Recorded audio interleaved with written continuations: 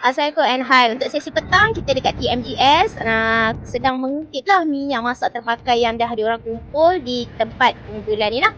So boleh tengok sekarang kita sedang transfer minyak-minyak yang ada ke dalam satu tong. Nanti kita akan timbang semua dekat kita punya pusat pengumpulan lah. So terima kasih kepada TMGS sudi untuk terlibat aktif dalam kempen minyak lestari sekolah.